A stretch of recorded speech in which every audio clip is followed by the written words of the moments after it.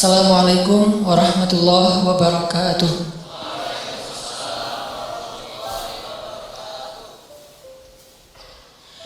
Alhamdulillahirabbil alamin.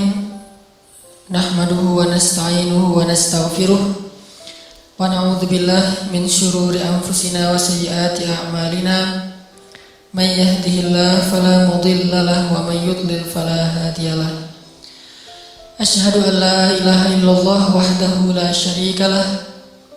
Lahul mulku wa lahul hamdu wa huwa ala kulli syai'in qadir. Wa asyhadu anna Muhammadan abduhu wa rasuluh. Allahumma salli wa sallim wa barik ala sayyidina Muhammadin wa ala alihi wa sahbihi ajma'in. Teman-teman yang dirahmati Allah Subhanahu wa taala, puji syukur kepada Allah yang pada malam ini kita bisa ngumpul bareng lagi untuk sama-sama belajar meneladani Rasulullah SAW dalam banyak hal. Karena Rasulullah SAW adalah orang yang paling sukses dalam semua contoh kebaikan, terutama dalam urusan akhlak. Sampai Allah aja kagum sama Nabi. Ini luar biasa. Allah yang maha istimewa, yang maha mulia, kagum kepada Nabi. Jadi Allah itu berhak dikagumi, tapi Allah sendiri kagum kepada Nabi. Sehingga bentuk decak kagumnya Allah kepada Nabi itu adalah wa innaka la'ala khuluqin azim. Allah nyebut, engkau wahai Muhammad benar ya, emang akhlakmu itu luar biasa, kata Allah. Jadi Allah sendiri ngemuji Nabi. Allah sendiri mentestimoni tentang Nabi. Allah sendiri menyebutkan keistimewaan Nabi dengan kalimat-kalimat penegasan. Benar ya, engkau Muhammad benar-benar akhlakmu itu luar biasa. Jadi Allah mengatakan kalimat penegasan berkali-kali untuk Rasulullah. Dan cuma Nabi satu-satunya manusia bahkan makhluk yang disandingkan namanya dengan nama Allah. Kalau yang lain Allah gak rela disandingin namanya dengan nama Allah. Sampai kita aja bilang dan aja Allah gak rela. Gak ada yang tahu isi hati saya kecuali Allah dan saya, itu Allah gak suka. Kalimat dan aja Allah gak suka, karena lebih tepatnya bukan Allah dan saya, Allah kemudian saya. Jadi kita tahu karena Allah yang ngasih tahu. Padahal isi hati kita sendiri. Jadi nggak sembarangan orang boleh menyematkan namanya dengan nama Allah, itu nggak sembarangan. Bahkan nggak ada yang layak kecuali Rasulullah Sallallahu Alaihi Wasallam langsung disematkan. Belum ada orangnya, belum lahir ke dunia udah ada namanya. Ada di langit namanya, terkenal di antara para malaikat, bahkan cahayanya udah ada, termasuk yang pertama Allah ciptakan. Para nabi semuanya udah mention at Muhammad di setiap postingan mereka. Semua nabi itu kalau posting pasti nge-mention nabi itu. Bahkan jadi hashtag para anbiya itu. Nabi terakhir kan. Jadi nabi terakhir itu kayak hashtag dari Nabi Muhammad dan dari Nabi Adam. Lebih ramai lagi sejak Nabi Nuh, Nabi Ibrahim. Itu hashtag itu dipakai terus. Dan Allah selalu mengatakan musaddiqan, yang membenarkan nabi-nabi sebelumnya. Jadi rasa-rasanya nggak ada yang lebih layak kita pelajari tentang kehidupannya, kita teladani akhlak dan karakternya daripada Rasulullah Sallallahu Alaihi Wasallam. Kalau kita nggak terlalu kagum sama Nabi, itu karena emang kita nggak kenal kali. Kalau kita kenal pasti kita akan kagum banget. Saking kagumnya kita sama Nabi, kayaknya kalau disebut nama Nabi itu kayak disebut nama pacar gitu. Saya nggak tahu ya gimana rasanya, maaf ya. Saya taunya nama istri. Tuh kalau disebut nama Nabi itu rasanya tuh kayak gimana gitu. Kita juga kayak jadi orang yang baper sendiri, terus jadi senyum-senyum sendiri. Saking istimewanya Rasulullah SAW. Malaikat aja udah seneng banget lah sama Nabi udah. Seandainya malaikat nggak ada kerjaan tugas yang lain, pengennya tuh barengan sama Nabi. Pengennya tuh turun ke bumi berdesak-desakan pengen ngikutin Nabi. Cuman kan nggak boleh, karena malaikat itu masing-masing punya tugas. Jangankan malaikat lain yang punya tugas berbeda, Jibril aja yang tugasnya ngedampingin Nabi juga nggak boleh turun kalau nggak diperintahin Allah kan. Walaupun secara pribadi Jibril itu kangen sama Nabi. Duh kangen nih, pengen ketemu Muhammad tapi belum diperintahin. Muhammad juga di bumi kangen sama Jibril. Kemana ya Jibril kok nggak datang-datang udah beberapa hari. Biasanya suka nongol, biasanya suka ngajak ngopi, ngapain gitu ngobrol gitu kan ya. Ini udah lama nggak ngopi bareng Jibril. Tuh buat Nabi itu kangen banget. Saking kangennya Nabi, setiap hari keluar ngeliatin mana Jibril kok gak ada tanda-tanda muncul gitu. Jibril juga pengen turun gak bisa. Ketika Jibril turun, ketemu Nabi nanya, ya Jibril dari mana aja kok gak datang-datang, saya nungguin. Kata Jibril, wa ma natanazzalu illa bi amri rabbik, surat Maryam. Kami tidak turun wahai Muhammad kecuali karena perintah Allah. Saya juga kangen, cuman gak bisa turun kalau gak diperintahin sama Allah. Jadi malaikat aja cinta banget sama Jibril. Dan malaikat itu standarnya tinggi banget loh. Kriteria layak dicintai malaikat itu tinggi. Jadi gak sembarangan orang malaikat sayang dan cinta sama dia. Dan Nabi Muhammad SAW itu adalah idola semua malaikat. Karena emang akhlaknya luar biasa. Saya kalau udah ngebahas tentang Nabi itu seneng gitu. Wah Masya Allah Nabi itu luar biasa ya. Bahas kisah-kisah detail Nabi itu luar biasa loh. Kayak gimana yang dulu saya sering cerita, Nabi itu orangnya sarirahnya, perasaannya tuh halus banget. Lebih halus daripada perasaan perempuan, tapi lebih pemberani daripada 10 orang laki-laki. Kan ini ideal ya. Kalau kita mungkin sok pemberani tapi nggak punya perasaan. Pemberaninya bukan hakiki, sok pemberani tapi nggak berperasaan, atau perasaannya peka banget tapi nggak berani. Nabi itu ideal. Perasaannya halus lebih daripada seorang anak gadis, tapi pemberaninya dan kuatnya di atas 10 orang laki-laki. Jadi ideal banget lah. Saking halusnya perasaan Nabi, peka, terus kayak ngejagain banget perasaan orang lain. Ini ada kisah baru nih, mudah-mudahan jadi renungan buat kita. Nabi itu kan ra'fah ya, jaga perasaan orang. Pernah suatu malam Nabi bermimpi ngelihat surga. Dan mimpi seorang Nabi itu adalah wahyu, artinya Nabi itu benar-benar melihat surga. Jadi Nabi masuk ke surga dalam mimpinya, terus tiba-tiba di surga itu Nabi ngelihat sebuah istana, sebuah rumah yang bagus banget. Lagi ngelihat rumah yang bagus banget, noleh sedikit ke sebelah rumahnya, melihat seorang gadis lagi main ayunan di sebelah istana itu. Tuh cewek lagi main ayunan, nggak tahu bentuk ayunannya kayak gimana, kayak di taman lalu lintas atau kayak gimana, pokoknya main ayunan, lagi main ayunan. Nabi ngelihat, terus Nabi nanya ke Jibril, karena Nabi didampingin sama Jibril, itu istana siapa? Lihat, perhatiin ya, bukan itu cewek siapa, bukan. Ini bahasa apa? Elegannya Rasulullah. Itu istana siapa? Artinya perempuan itu pasti istri pemilik istana kan gitu ya. Nggak mau nanya itu istri siapa, nggak etis nanya kayak gitu. Tapi nanya itu mobil siapa yang ditumpangin sama perempuan itu, berarti ya istri yang si punya mobil. Ini elegannya bahasa Rasulullah. Dan ini kan detail banget ya. Kalau kita kan dengan polosnya, dengan sederhananya nanya itu siapa, ceweknya yang dimaksud. Kalau Nabi enggak, itu istana siapa, berarti artinya nanti ini adalah istri yang punya istana. Wahai Jibril, itu istana siapa, kata Nabi. Kata Jibril, itu istana Umar bin Khattab. Langsung Nabi balik arah pergi. Kenapa? Malu gak sengaja ngeliat istri orang. Besok setelah bangun dari tidur, paginya Nabi ketemu Umar, Nabi senyum-senyum aja. Terus Nabi bilang, ya Umar, aku semalam mimpi. Ada apa ya Rasulullah? Kan Umar senang banget kalau Nabi udah mau ngasih sesuatu yang gaib. Aku semalam mimpi apa ya Rasulullah? Aku melihat surga. Masya Allah, aku melihat istanamu wahai Umar.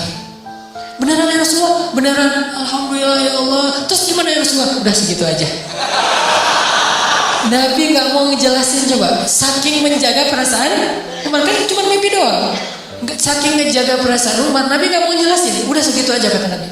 Ya Rasulullah, jelasin dong yang detail. Kan Nabi kalau ngejelasin surga biasa tuh detail banget, makanannya, minumannya, gelas-gelasnya. Kali ini cuma istana doang, pasti ada yang disembunyiin nih. Ya Rasulullah jelasin. Enggak segitu doang.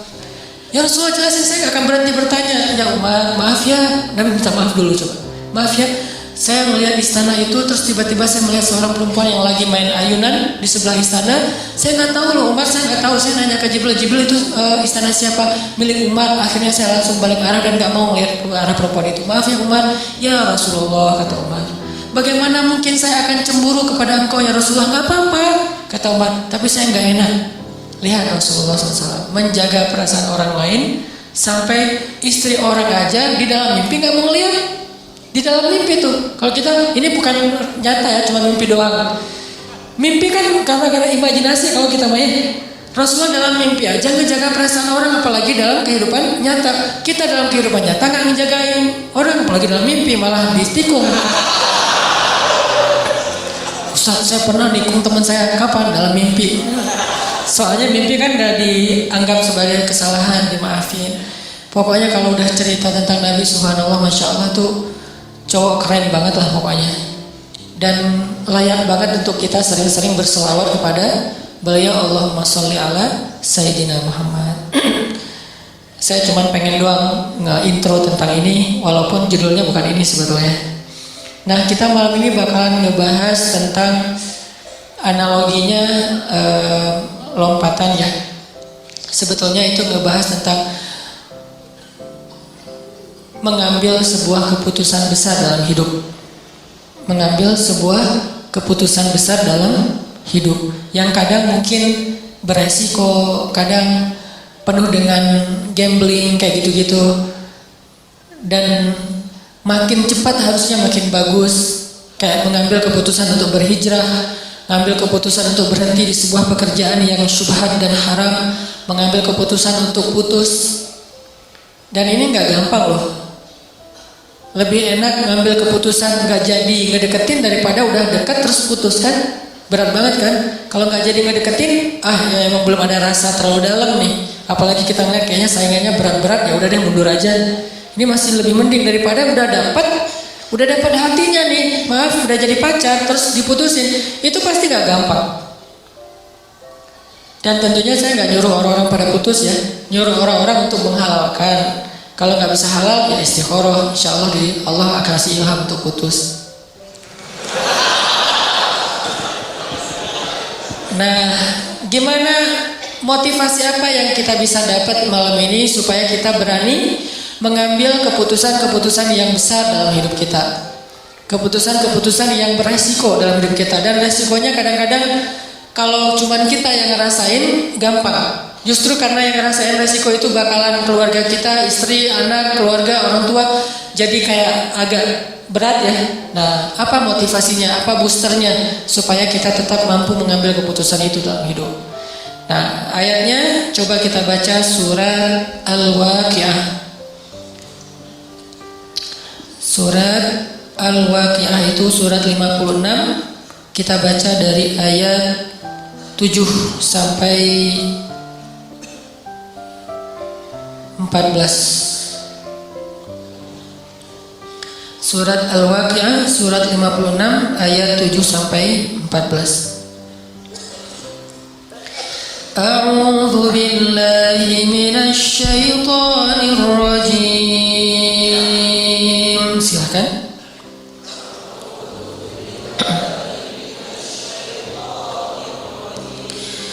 Bismillahirrahmanirrahim.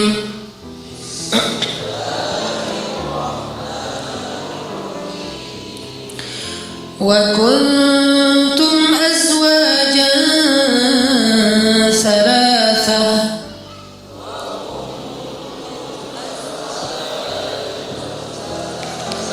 fa ashabul maimanati ma ashabul maimanah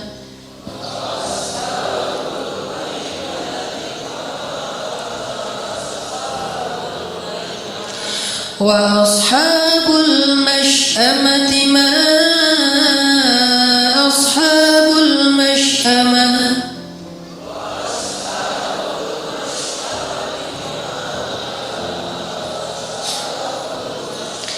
والسابقون السابقون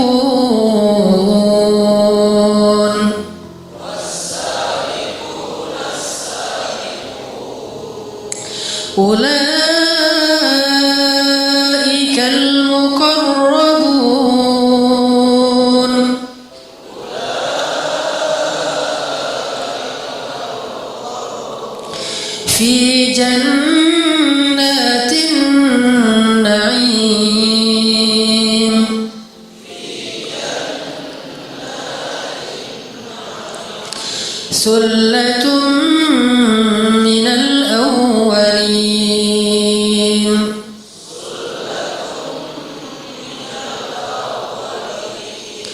Wa qalilun minal akhirin.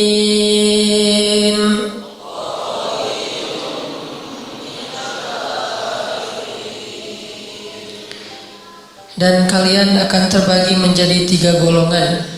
Golongan kanan, alangkah mulianya golongan kanan itu. Golongan kiri, alangkah ruginya golongan kiri itu.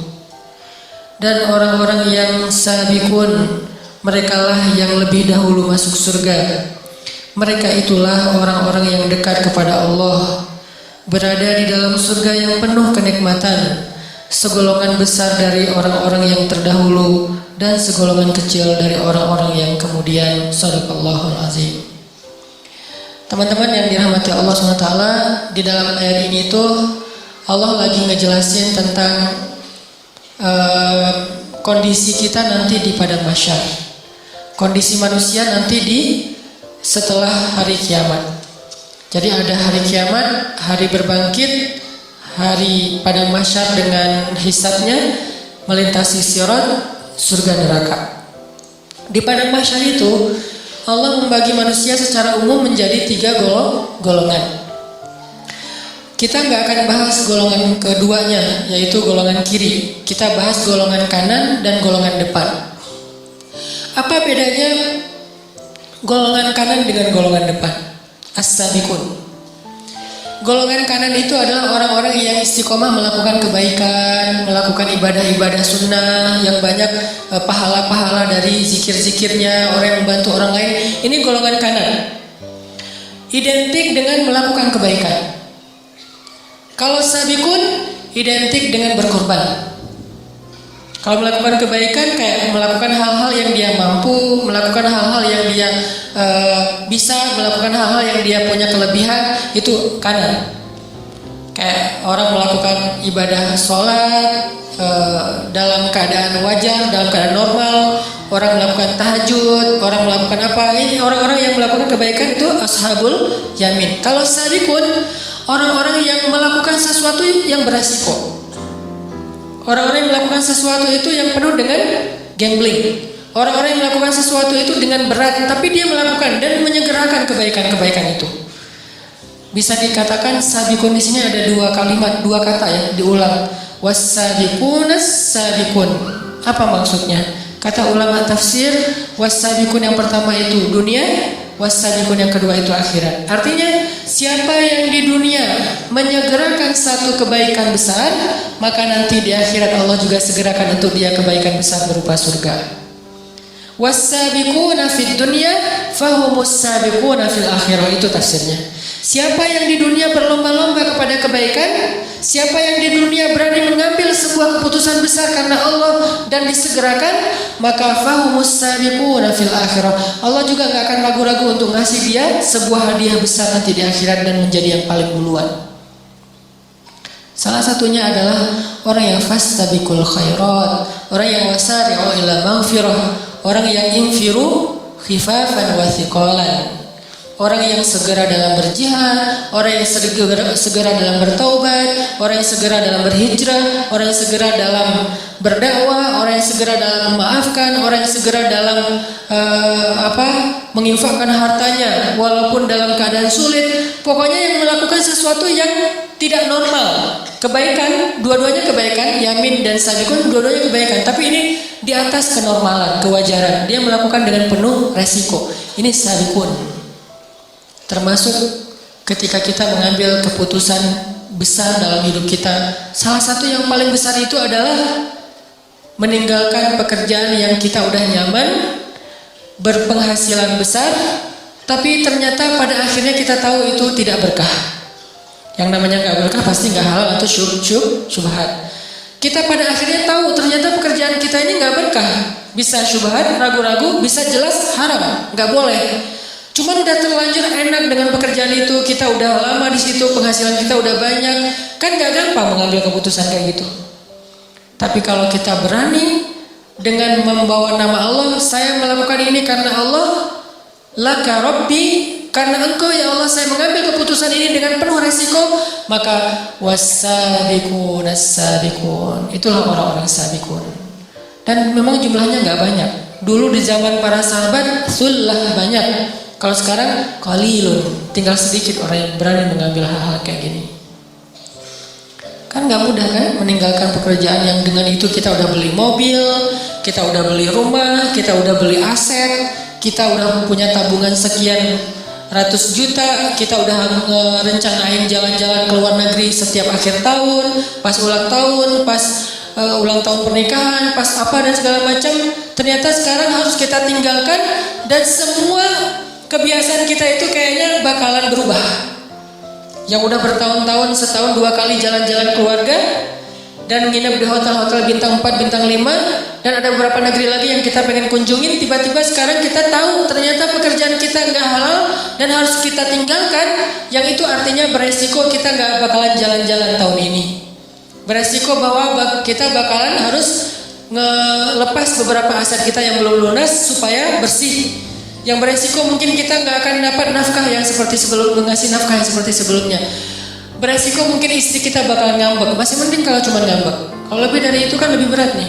Belum lagi nanti diomongin oleh mertua, orang tua segala macam. Resiko. Ini keputusan besar. Ketika kita berani mengambil ini, berarti kita termasuk was-sabiqun. Insyaallah fahumus sabiqun. Nanti di akhirat juga Allah akan memprioritaskan mereka. Kenapa? Karena mereka di dunia memprioritaskan Allah. Siapa yang memprioritaskan Allah di dunia, Allah prioritaskan nanti dia di akhirat.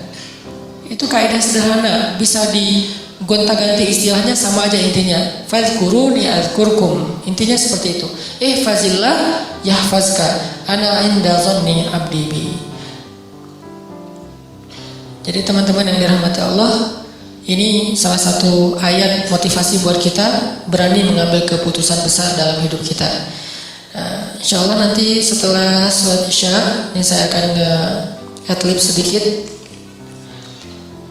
Insya Allah teman-teman, bulan April saya akan ke kamp pengungsi Suriah di perbatasan Turki dan Suriah. Dan nanti kalau ada izin mungkin juga akan coba masuk ke perbatasan, melihat beberapa pengungsi yang unregister, artinya kamp pengungsi yang belum terregister kepada pemerintahan Turki, artinya mereka nggak dapat bantuan dari pemerintahan Turki. Saya insya Allah akhir April bakalan ke sana dan mudah-mudahan kita bisa sama-sama menggalang dana, terutama untuk Ghouta yang sekarang lagi memanas luar biasa, penganiayaan kemanusiaan yang luar biasa. Insya Allah nanti akan saya salurkan sendiri langsung kepada para pengungsi yang ada di sana. Jadi insya Allah nanti habis Isya kita akan melakukan penggalangan dana dan akan dilanjutkan dalam bentuk medsos. Dan mudah-mudahan nanti infak kita akan menjadi salah satu jihad harta kita untuk kaum muslim di sana. Selain yang sudah kita juga lakukan tetap di Indonesia, tetap prioritas. Hanya ini darurat yang luar biasa ya. Kalau teman-teman lihat di sosmed, luar biasa keadaannya. Dan bagi saya panggilan Allah itu ada 3. 1, Allah memampukan kita, berarti Allah memanggil kita. Memanggil kita untuk umroh, untuk haji, untuk menikah, itu dimampukan, itu panggilannya. 2, Allah memanggil kita dengan suara azan. Dan yang 3, Allah memanggil kita dengan suara tangisan saudara kita supaya kita mau membantu mereka. Jadi Allah nggak memanggil kita dalam bentuk ayat, tapi tangisan anak-anak di Ghouta, tangisan anak-anak di Suriah, tangisan anak-anak di Rohingya, di Palestina, itu adalah panggilan Allah dengan dalam bentuk nada deringnya, tangisan mereka. Allah menelpon kita tuh, cuma nada deringnya, suara mereka, tangisan mereka. Kita harus angkat telepon Allah semampu kita. Jangan sampai kita mereject panggilan Allah yang sudah berdering sekian lama nih, udah mungkin 10 tahun berdering. Oh udah pernah saya angkat Ustaz, angkat lagi aja terus sering. Makin sering kita mengangkat panggilan Allah, makin sering nanti Allah akan mengangkat panggilan kita. Insya Allah nanti ada sedikit penggalangan dana, mohon izin kepada teman-teman habis Isya, dan setelah itu kita lanjutkan ta'lim kita. Barakallahu lakum. Bismillahirrahmanirrahim. Teman-teman yang dirahmati Allah Subhanahu wa taala, kita lanjutkan tentang ayat was-sabiqun as-sabiqun di surat Al-Waqiah. Tentang gimana caranya kita punya keberanian dan kemantapan azam buat mengambil sebuah keputusan besar dalam hidup kita. Kalau kita analogiin tuh kayak misalnya seorang cewek lagi mau pulang ke Bandung dari luar kota nih. Terus dia pesan mobil rental dengan drivernya, gak kenal dengan drivernya. Tiba-tiba driver itu datang, terus penampilan drivernya kayak serem gitu. Si ceweknya gak kenal, penampilan drivernya agak serem, terus secara gayanya juga drivernya orangnya kayak menakutkan gitu. Pasti si cewek ini juga nggak akan nyaman untuk bisa pakai mobil itu dengan driver itu pulang dari misalnya sebutlah dari Jakarta ke Bandung atau dari Pangandaran ke Bandung pakai mobil rental dengan driver kayak gitu malam hari, pasti nggak nyaman. Kalau dia bisa milih pasti dia akan ganti. Kalau dia udah terlanjur dan terpaksa harus naik, di belakang duduknya juga nggak akan tidur semalaman. Nanti kalau berhenti di jalan gimana, nanti kalau ini gimana. Minimal kalau nyetirnya ugal-ugalan kayak gimana, kalau dia misalnya marah sama mobil lain di jalan kayak gimana, nggak tenang. Kenapa nggak tenang? Dia menyerahkan waktunya, hidupnya malam itu untuk di jalan dari Pangandaran ke Bandung, karena dia nggak kenal sama driver itu. Dia belum tahu driver itu kayak gimana orangnya. Beda kondisinya kalau misalnya dia rental mobil temennya, yang drive-nya temannya sendiri yang jadi driver, yang dia kenal dia nyetirnya smooth, nyaman, nggak emosional, nggak suka ngebut, terus safety banget, orangnya amanah juga, udah lama kenal sama dia, pasti dengan tenang dia akan ikut mobil itu dan duduk di belakang tidur sampai ke Bandung. Artinya di sini masalahnya adalah kenal dengan tidak kenal, sehingga kita jadi trust atau enggak. Ke Allah juga kayak gitu. Kalau kita nggak kenal kebesaran Allah, nggak tahu track record bahwa Allah itu udah sering banget ngebuktiin orang yang berani mengambil resiko dengan nama Allah, Allah pasti bantu. Allah kalau misalnya iman seseorang itu ajaib, pasti Allah kasih banyak keajaiban. Kalau imannya biasa-biasa aja, Allah kasih hal-hal yang biasa. Kalau dia nggak tahu pembuktian kayak gini, nggak ngelihat kebesaran Allah dalam banyak cerita-cerita orang lain, mungkin dia jadi agak-agak ragu untuk bisa mengambil keputusan besar dalam hidupnya. Untuk itulah kita butuh tajdidul iman, memperbaharui iman. Kita dengar cerita-cerita orang gimana Allah ngasih rezeki kepada dia. Kita baca kisah-kisah di zaman dahulu. Kita lihat ayat-ayat kebesaran Allah, gimana Allah memberi rezeki kepada makhluk, gimana Allah memberikan takdir kepada makhluk. Makin banyak ayat-ayat kebesaran Allah yang kita perhatikan, semakin kita muncul keberanian untuk mengambil keputusan besar. Itu yang tadi saya baca di sholat Isya, ayat ketika Nabi Uzair mencari tahu tentang kebesaran Allah saat beliau mengunjungi sebuah negeri yang sudah hancur, sudah tidak mungkin lagi dibangun, hancur sehancur-hancurnya. Terus Nabi Uzair bertanya, bagaimana cara Allah menghidupkan negeri kayak gini? Dan waktu itu Nabi Uzair lagi jalan ke negeri itu ngelewatin pakai keledai, terus beliau bawa kayak semacam kue atau roti dengan susu. Keledai, roti, susu, jalan. Ketika melihat negeri yang sudah hancur-hancurnya, sudah binasa sekian puluh tahun, gak mungkin lagi dibangkitkan negeri itu. Tiba-tiba Uzair bertanya, gimana cara Allah menghidupkan negeri yang sudah hancur ini? Lalu Allah Subhanahu Wa Taala membuat Uzair mengantuk. Beliau tidur dan mengikat keledainya di sebuah tempat dan meletakkan susu dan kuenya di sebelah beliau. Beliau tidur. Ternyata Allah menidurkan Uzair selama 100 tahun. Jadi kalau Ashabul Kahfi itu sekitar 300 tahun sekian, kalau Uzair 100 tahun, 1 abad. Tadi ketika Uzair pergi meninggalkan negerinya untuk sampai ke negeri tersebut, dia tuh meninggalkan keluarganya, dia meninggalkan pembantunya.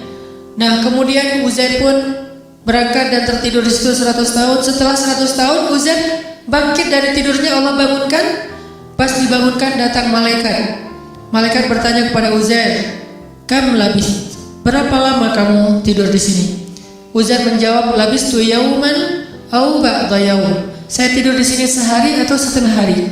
Rasanya kayak setengah hari doang tidurnya, tapi enak gitu badannya, kayak tidur pula seharian. Terus malaikat itu mengatakan, enggak, kamu tidur di sini selama 100 tahun. Apa buktinya? Coba kamu lihat keledai kamu. Keledainya sudah menjadi tulang belulang, sudah tidak ada lagi daging, kulit, benar-benar udah jadi tulang, seperti bangkai tulang hewan yang ada di tengah padang pasir. Udah habis 100 tahun. Tapi coba kamu lihat makanan kamu masih seperti baru ditinggalkan tadi dan masih hangat. Jadi kayak roti gitu, baru ditaruh, itu kayak baru naruh beberapa menit yang lalu, masih hangat, rotinya masih lembut, belum kering sama sekali. Jadi Allah kasih dua kondisi yang berbeda dengan waktu yang sama. Yang satu 100 tahun sudah jadi tulang belulang, yang satu yang harusnya nggak usah tunggu 100 tahun, sehari juga basi kan. Kalau keledai ditinggal beberapa hari mungkin masih bertahan nih, lemah, mungkin lama-lama mati dan nggak langsung jadi tulang. Tapi kalau roti sehari juga udah basi. Hari ketiga udah keluar jamur, lama-lama keluar ular dan habis gak ada sisa. Tapi yang harusnya sehari basi masih hangat. Yang harusnya beberapa minggu baru menjadi tulang, malah sudah menjadi tulang belulang. Akhirnya malaikat ini kemudian menyebut nama Allah, tiba-tiba tulang belulang keledai itu disatukan lagi, dirangkaikan lagi, kemudian dagingnya membalut tulang, lalu kulitnya membalut daging. Tiba-tiba keledai itu kayak apa ya?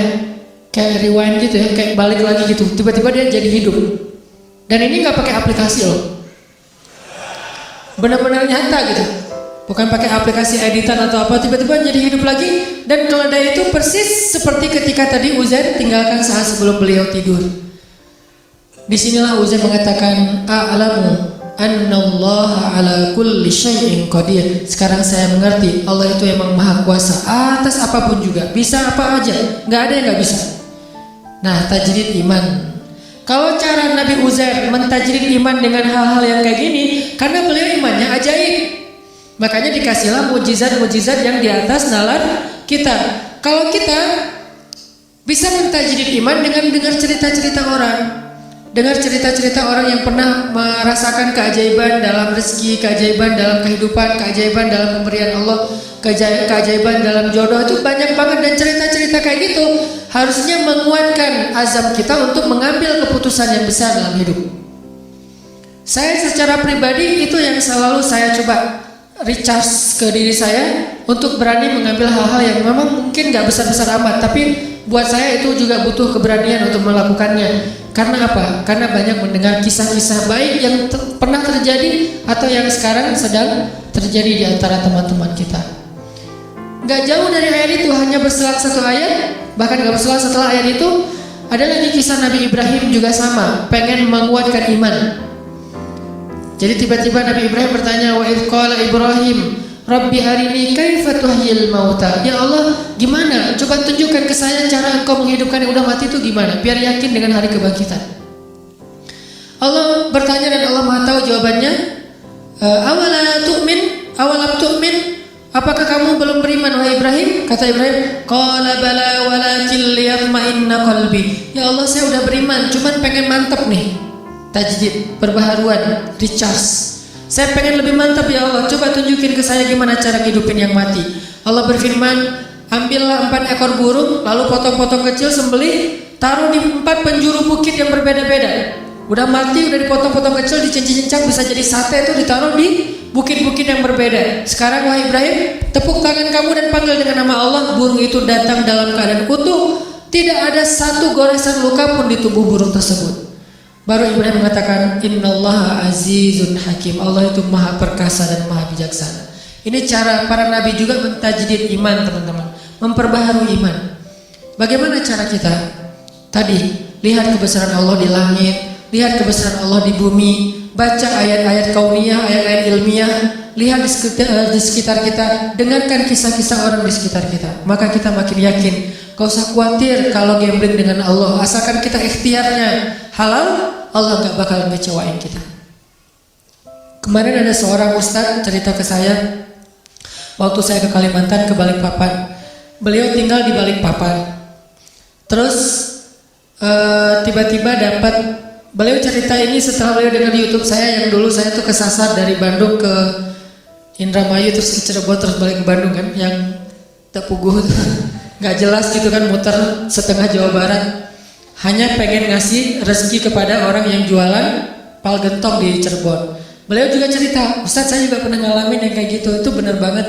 Saya di Balikpapan, tiba-tiba teman saya ngajak saya untuk ada acara kayak seminar gitu, nemenin dia yang seminar, saya emang enggak, nemenin dia ke Jogja, nginep di hotel, karena dia temannya lagi ikut seminar, dia bingung kan mau ngapain, tiba-tiba lagi habis sarapan itu, saya ngerasa kayak stroke gitu Ustaz, setengah tubuh saya tuh kayak nggak bisa digerakin, terus panas dingin, terus jantung saya tuh detak kencang, darah saya tuh kayak berpacu luar biasa gitu, kayak naik darah tinggi gitu.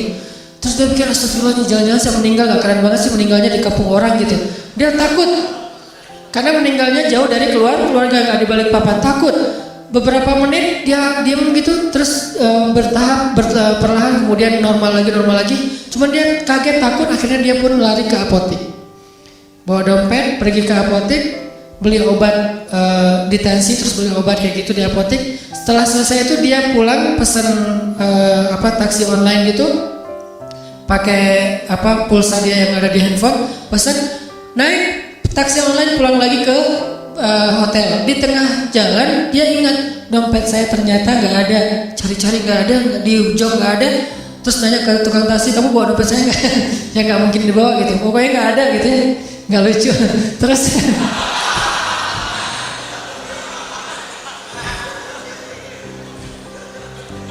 ternyata komennya yang lucu.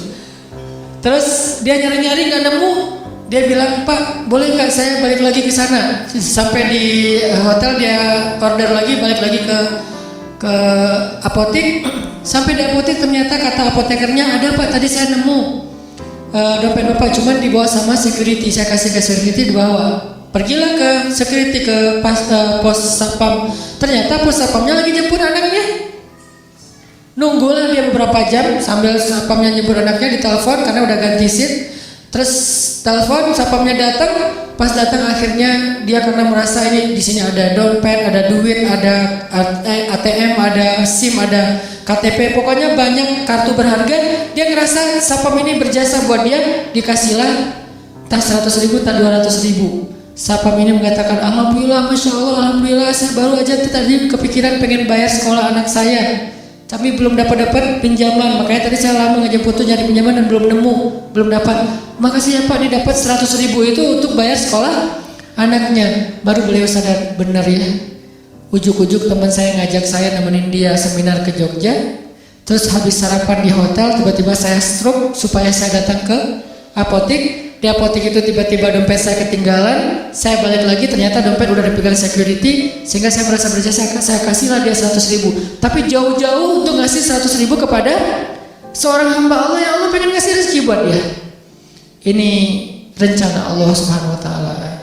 Dan gak harus selalu bentuknya sedekah, hadiah, bisa juga bentuknya yang profit, keuntungan dari usaha-usaha kita yang gak nyangka ternyata keuntungannya lebih daripada yang kita pernah bayangin. Ini artinya teman-teman, cerita-cerita kayak gini harusnya nambah yakin kita kalau kita ngambil keputusan besar, sebesar apapun Allah lebih besar. Sebesar apapun resiko yang kita ambil dalam sebuah keputusan, Allah lebih besar. Bukankah kalimatnya Allahu Akbar? Allah Maha Besar, tidak ada yang lebih besar daripada Allah. Jadi kalau tidak ada yang lebih besar daripada Allah, berarti semua kecil kalau di hadapan Allah. Besar di hadapan kita tapi kecil di hadapan Allah. Semua keputusan kita, semua resiko kita, semua bahaya yang kita takuti, semuanya saghir indallah, kecil di sisi Allah Subhanahu Wa Taala. Karena Allah Akbar dan ala kulli syai'in qadir. Gak ada yang Allah gak bisa. Cuman untuk bisa punya keberanian kayak gini, kita terus recharge, mentajdid iman kita dengan dengar nasihat-nasihat orang, dengar cerita-cerita orang, kayak gitu teman-teman. Jadi mudah-mudahan dari sekarang kita coba lebih sering mencas iman kita lewat motivasi taklim, lewat bacaan, lewat cerita-cerita teman kita, hal-hal yang ajaib dalam hidup dia. Suatu saat kalau memang kita harus mengambil sebuah keputusan besar, maka kita sudah punya kemantapan hati, sudah yakin sama Allah. Dan keyakinan kita yang dalam itulah modal paling penting kita dalam mengambil keputusan besar. Bukan misalnya nih mau ninggalin kerjaan, udah nabung dulu sekian ratus juta biar nanti kalau lagi oleng masih ada simpanan uang. Bukan itu modal yang nomor satu, walaupun itu penting. Tapi bukan itu nomor satu. Nomor satu adalah yakin kepada Allah. Karena makin kita yakin kepada Allah, Allah juga makin ngebuktiin kebenaran dari keyakinan kita. Kalau kita ragu-ragu dikit, Allah ngebuktiinnya juga sesuai dengan zon prasangka kita kepada Allah. Kalau buat saya pribadi, saya terus ngelatih yang kayak gini-gini. Pokoknya kalau sama Allah mah gak usah khawatir lah. Yang penting ikhtiar. Dan ikhtiar itu bagian dari tawakal. Ikhtiar itu bukan berbeda ya, bukan ikhtiar dan tawakal. Ikhtiar itu bagian dari tawakal. Karena kalau orang yang tidak tawakal pasti ikhtiarnya melenceng. Kalau dia ikhtiarnya nggak melenceng, masih fisabilillah, masih sesuai dengan syariat, koridor, on the track, berarti dia masih tawakal sama Allah, masih berserah. Begitu ikhtiarnya udah keluar dari tracknya Allah, berarti dia udah nggak yakin dan nggak berserah lagi kepada Allah. Jadi ikhtiar, doa, bagian dari tawakal. Ikhtiar, doa, pasrah itu bagian dari tawakal.